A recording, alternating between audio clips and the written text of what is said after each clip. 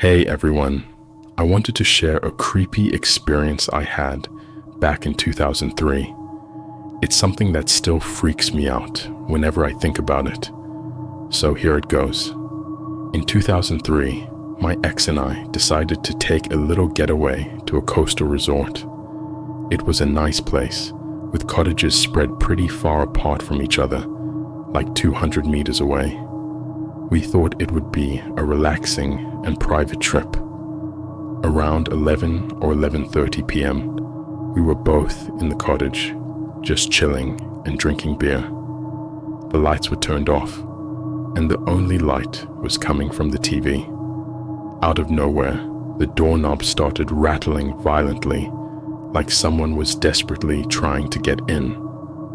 There was no double lock on the door, so my first reaction was to jump off the bed and block the door with my weight.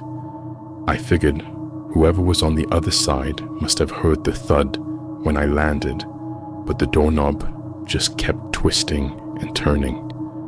By this time, I was already pressing my face to the floor, trying to peek through the small gap between the floor and the bottom of the door to see how many people were outside. But there was nothing. Not a single pair of feet, no shadows, nothing. Yet the doorknob kept rattling like crazy. I should point out that the gap between the floor and the door was wide enough for me to see outside, or at least notice any change in shadow or light caused by movement.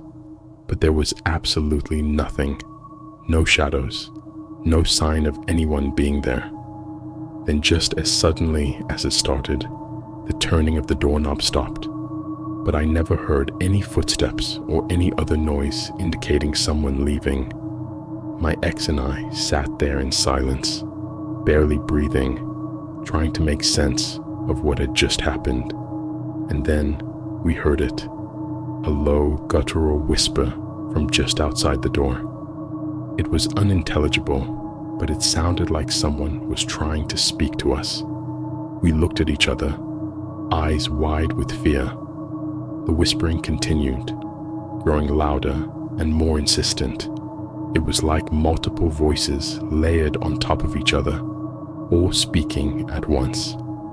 The whispering was joined by a soft scratching sound, like fingernails running down the door.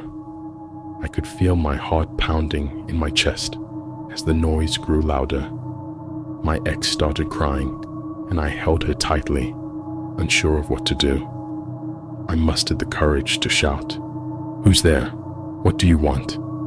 But there was no response, just more whispering and scratching. We were trapped in our cottage, paralyzed with fear. The noises suddenly stopped, leaving an eerie silence in their wake. We waited, hardly daring to breathe.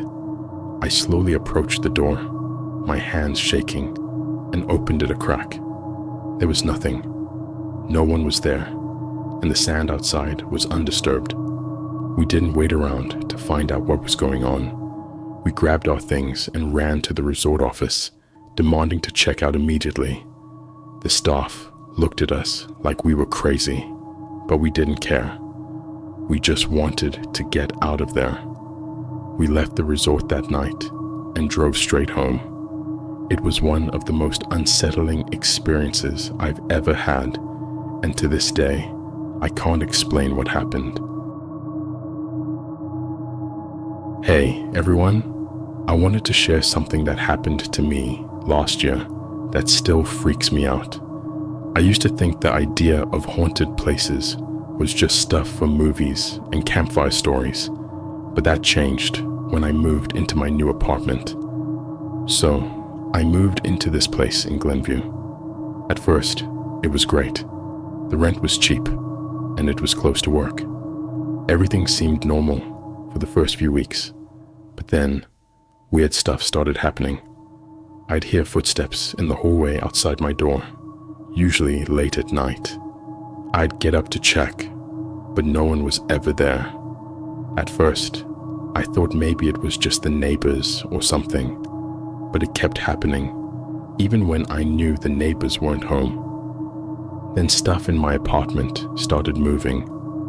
I'd put my keys on the kitchen counter, and later I'd find them on the coffee table. Doors would slam shut, even when the windows were closed, so there was no wind to blame.